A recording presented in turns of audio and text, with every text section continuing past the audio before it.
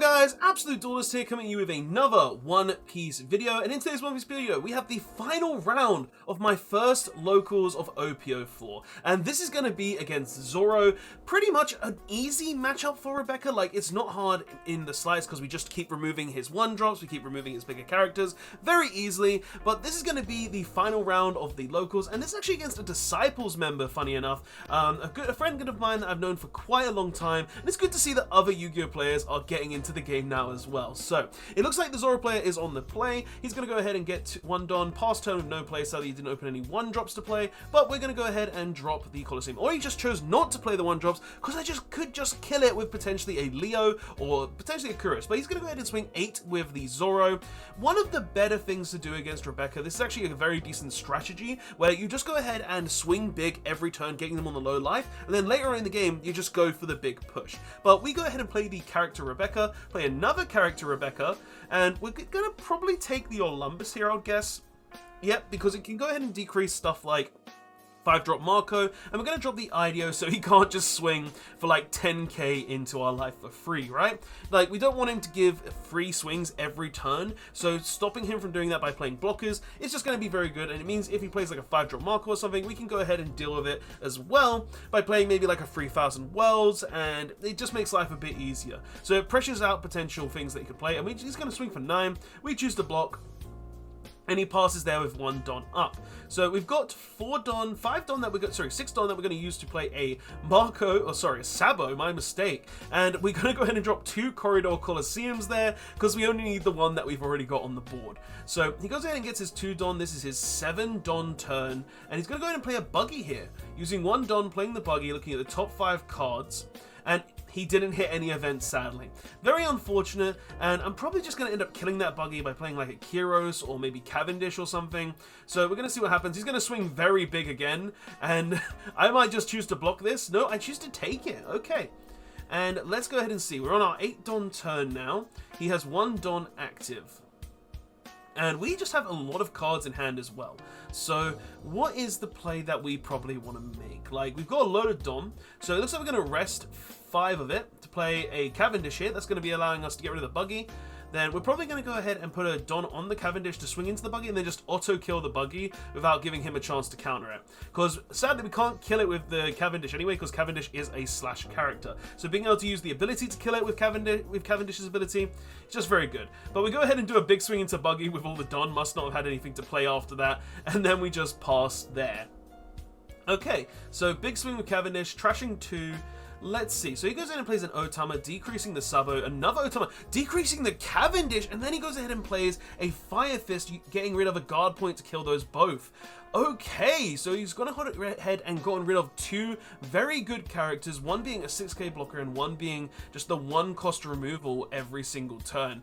Very unfortunate for me, I'm not gonna lie. So let's go ahead and see what we're gonna do from this point onwards. Like, how many cards in trash? I think we've got about 15 at this point, the number that we want to be on, the magic number. So what's the play from here? So he's gonna go ahead and swing an 8 into our life. We choose to go ahead and drop 2 2k counters. He plays another Buggy. What does he hit? And this time he does not hit either. Very unfortunate. But we go ahead and draw for turn here. Looks like we're going to just contemplate what we're going to play. We're going to use free to play the Kyros, which will kill that Buggy. Then we're going to go ahead and use the Rebecca ability, grabbing another Kyros, resting free to play the second Kyros, trashing a Kyros as well. And then we're going to use the last free to play a Bartolomeo, so he can't just go ahead and swing big for free with that Zoro.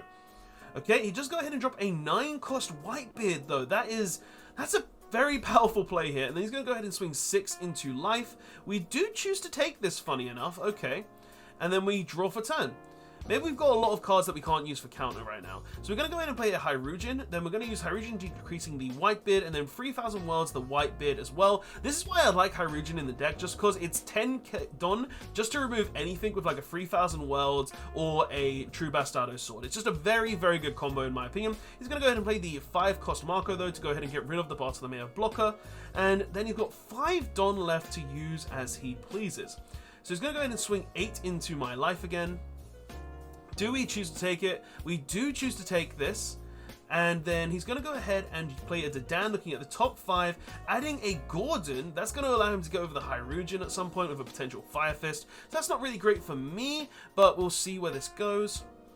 Okay, so it looks like we're going to go ahead and play a Gaiax, giving the Hyruujin the ability to attack active characters. And then we're going to go ahead and use the ability of our leader, resting 1 Don to go ahead and grab a card. And it looks like we're debating if we want the blocker or we want the Kyros more. Okay. And it looks like we choose to take the Kyros here. And then we use Hyruujin's ability, decreasing the Marco, getting rid of the Rebecca to play the Kyros. And then we're going to kill the Marco. He chooses not to revive it. Okay. And then we swing into the Dadan with the Hyruujin, just getting rid of his board, not allowing him to have anything. Swinging 5 into life, 5 into life. Getting a Whitebeard's Pirates trigger, which allows him to add a Whitebeard's Pirates. And he adds another 5-drop Marco. Okay, and then we go ahead and get rid of the Gaiax to play a Sabo, and then make all of our characters unkillable for the turn, and discarding another Hyruujin and also a Cavendish. Okay, interesting that I chose to discard the Cavendish, because it is very, very strong against the Zoro player, being able to attack into basically remove 2 characters on the board. So, interesting I chose to get rid of that. The other cards must be cracked for me to have done that. Okay, so what's the Zoro player going to do here? He's going to go ahead and put a ton of Don. No, he's going to put 1 Don onto Zoro. Okay. 1 Don onto the Zoro. Is he going to just swing with the Zoro? Or maybe he'll try to swing with the Otama as well? Like, that is a valid play. Like, you could put 4 Don onto the Otama, play the 5-drop 5-drop Marco that you've got in your hand. Like, he could do a lot of different things right now. So, let's see what his potential play is here. It looks like he is just counting his Don, thinking what the best amount is for each play. And no, he's putting more onto the Zoro. Swings 9 into the Hyruujin. Okay, so he wants to get rid of the decrease. Interesting choice. And we just let the Hyruujin go. Okay. Maybe we've got like an Olympus in something in hand anyway, so it doesn't really matter if we lose it. Alright. And where's he going to go with this, though? Like, he's got 6 Don left. Probably play the 5-drop Marco. No, he plays a 4-drop Marco. Okay. And he passes there. So 4-drop Marco's on the board. And it looks like we're resting 7, so we're going to drop the 7-drop Luffy here.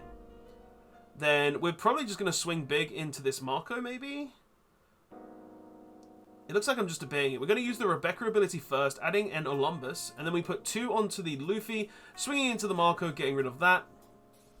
Just so he can't revive it, because he is on 3 life currently. So, because obviously the 1-drop Marco needs that, the 4-drop Marco needs the 2 life to be able to get that. And then we're just going to swing tons with our Curiouses here. Swinging 3 5Ks, putting him on no life. And then we're going to go ahead and use the Luffy ability to go ahead and restand him, putting 7 cards to the bottom of our deck. Looks like I'm just making sure I get the right ones. And putting them back in an order where Luffy is first, then 3,000 Worlds, Blocker, 3,000 Worlds, and then just the rest are blockers. Restand that, and it looks like we're probably going to pass turn there. Okay, so pass turn there, the Zoro player refreshes with his 10 Don. What is the play here? Because he's on no life now. He's in a very bad position. So he plays a Gordon. Okay. Puts the Gordon, decreasing the Sabo, sorry. Kills the Sabo with the Marco. Okay, maybe he has rush cards. Goes ahead and puts 1 Don on to his leader. Probably going to attempt to swing with the leader as well. Like that's what makes the most sense here. Okay. Counting my trash right now just to make sure the number. And yeah, he swings 6 into my lead. We go ahead and 2K counter it. Okay, so 6 into lead. And he's going to go ahead and play a Fusa for a blocker. But that's not going to really help because we have the 7-drop Luffy. So we could just go ahead and put all of our Don onto the Luffy. Or hell, we could just start swinging with those Curiouses until he chooses to block. And just not have counters left. So we swing 5. It looks like we are going to go with that play. He goes ahead and counters it. Swings 5 again. Swings 5 again. Counters it every single time. Plays a True Bastardo Sword just to go ahead and get rid of the Fusa.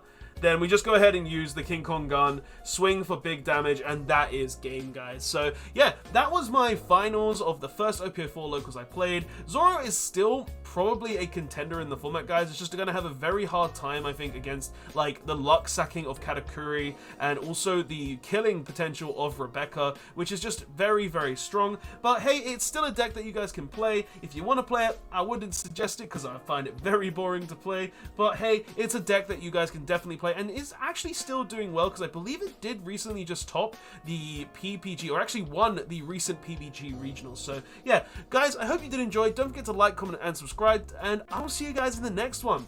This was a fun locals to play, guys. Later.